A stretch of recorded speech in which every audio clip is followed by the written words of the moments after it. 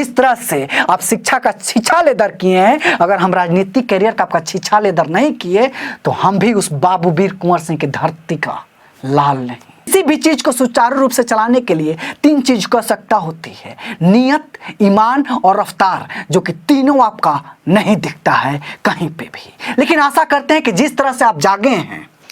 नमस्कार, अतुल्य लोकतंत्र चैनल में आप सबका स्वागत है। मैं हूं आपका अपना दोस्त अतुल्य कुमार। आज हम बात करने आए हैं बिहार की शिक्षा व्यवस्था में और बिहार की सबसे हाई लेवल की शिक्षा व्यवस्था के बारे में, यानी कि ग्रेजुएशन लेवल पे।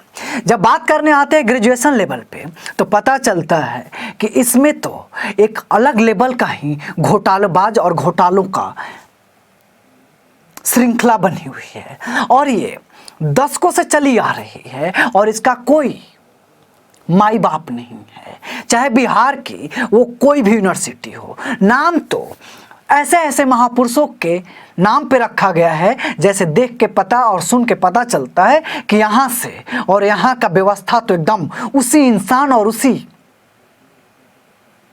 स्वतंत्रता सेनानी के जैसा ही मजबूत और ताकतवर होगा।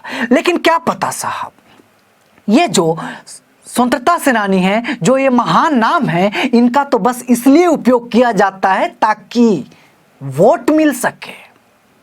उन महान आत्माओं और उन महान सेनानियों के और महान नामों के और नामों का मतलब इन राजनेताओं के लिए तो है ही नहीं। तो शुरुआत करते हैं बिना किसी लौंग लपेट के अपने भोजपुर जिला के आन बान और शान बाबू वीर कुंवर सिंह के नाम पे स्थापित वीर कुंवर सिंह यूनिवर्सिटी के बारे में। एक ऐसा कुआं बना चुका है जहां की कुएं में जब बाल्टी जाती है तो वहां से बाल्टी पानी भर के आती है। लेकिन ये यूनिवर्सिटियों में जो भी स्टूडेंट गलती से एक बार चला गया तो साहब उसकी भविष्य और वो स्टूडेंट उस यूनिवर्सिटी में लटका ही रह जाता है, वहां से निकल ही नहीं पाता।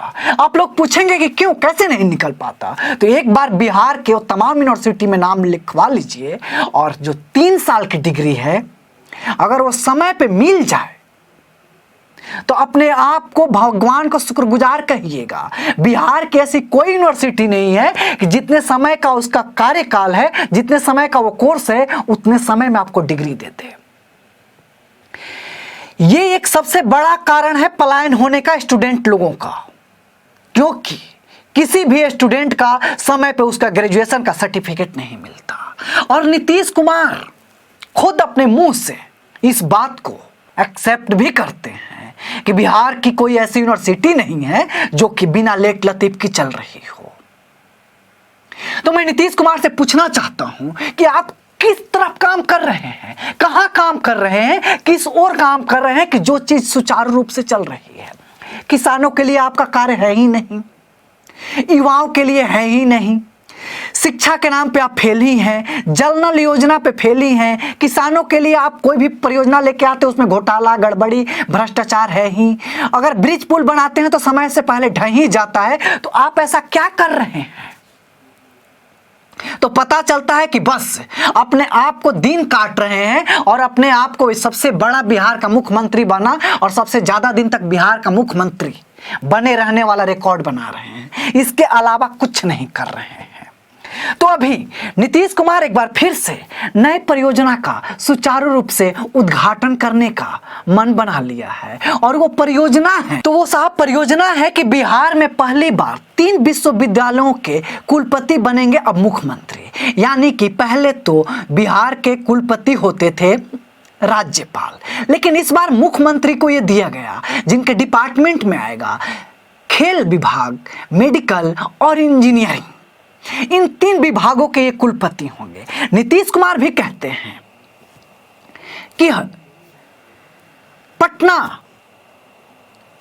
यूनिवर्सिटी को सेंट्रल यूनिवर्सिटी बनाने का मैंने 2017 में ही प्रधानमंत्री नरेंद्र मोदी से इसका गुहार की थी, लेकिन अभी तक ये नहीं हुआ। साहब आपने तो बहुत पहले ही बिहार को विशेष राज्य का दर्जा दिलाने के लिए भी गुहार किया था, लेकिन ये तो बस जनता से वोट लेने के लिए हुआ है। आपको तो करना कुछ और ही है। अब देखते हैं कि नए चीज से, नई शुरुआत से ये शिक्षा को किस तरफ लेके जाते हैं। उद्घाटन और शिलान्यास जिस तरफ से और जिस रफ्तार से होता है, अगर उसी रफ्तार से अगर डिलीवरी भी होने लगे तो बिहार कहीं और पहुंच जाए। लेकिन पहुंचाना तो है ये नहीं है साहब। कुएं की बाल्टी बना के रखना है कि ना बाहर निकालना है ना उसमें डुबोना है, बस लटका के रखना है कि ना मारेंगे ना जिंदा रखेंगे, बस तड़पाएंगे। यही कार्य है बिहार के वो तमाम राजनेताओं का और मंत्रियों का और मुख्यमंत्रियों का। शिक्षा का जो ग्राउंड लेवल है, चाहे स्कूल लेवल पे हो, चाहे ग्रेजुएशन लेवल पे हो, चाहे यूनिवर्सिटी लेवल पे हो, किसी लेवल पे हो, पलायन का सबसे बड़ा कारण यही है कि हर एक व्यवस्था कोलैप्स है, ढह चुका है। बस एक रोना रोते हैं कि हमारे पास व्यवस्था नहीं है। व्यवस्था होगी ही कैसे जब घोटालों का एक फौज सरकार चलाएगी।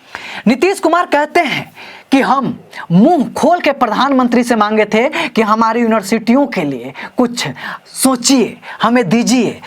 जब मोदी जी नहीं सुनते थे तो इतने दिनों तक उनके साथ क्या तेल लगा रहे थे, और आज जुबान खुल रहा है। तो इससे साबित होता है कि आपको किसी का विकास नहीं करना है, बस वही दिन गिनना है कि सबसे ज्यादा दिन तक बिहार का मुख्यमंत्री रहने वाला रिकॉर्ड किसका है। तो भाई साहब ताली बजाइए, सुशासन बाबू का है। ऐसा रिकॉर्ड पे थू है, लानत है कि आप हमारे गार्जियन हैं।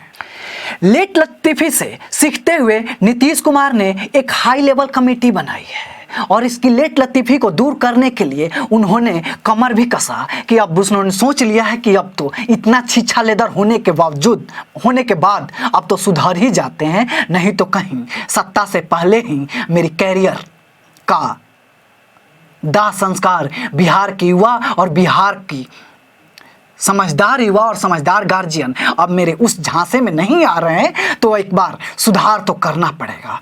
इस बात को दाद देते हैं नीतीश जी कि आप देर सब से आए, लेकिन एटलीस्ट बुद्धि और दिमाग खुला तो ही, क्योंकि अब ये जातिवाद का जो जाल फेंकते हैं उससे काम नहीं चलेगा। अब हमें हमारा हक चाहिए, अब हमें शिक्षा चाहिए, अब हमें रोजगार चाहिए, अब हमें जातिवाद वाला कार्ड नहीं चाहिए।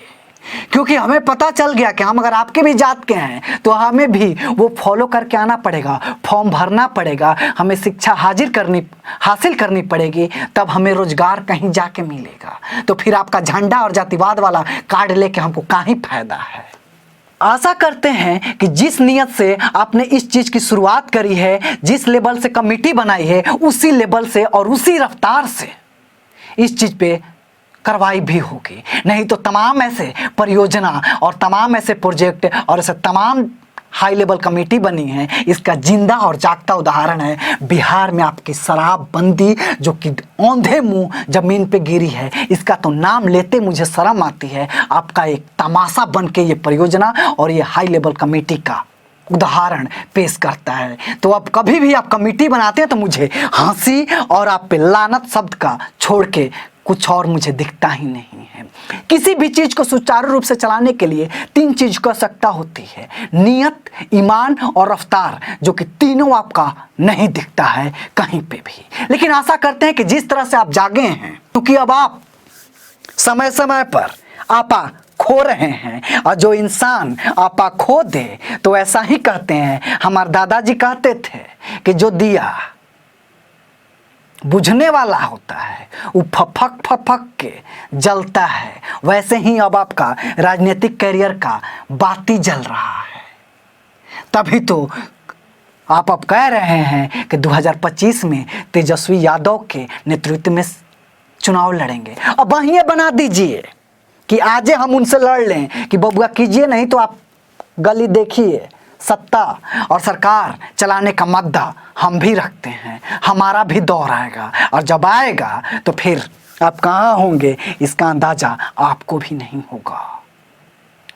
इसी आशा और विश्वास के साथ आज का वीडियो मैं खत्म करता हूँ। फिर किसी और वीडियो में मुलाकात होगी। और जिस तरह से आप शिक्षा का छीछा लेदर किए हैं, अगर हम राजनीतिक कैरियर का आपका छीछा लेदर नहीं किए तो हम भी उस बाबू वीर कुंवर सिंह की धरती का लाल नहीं। खुदा हाफिज।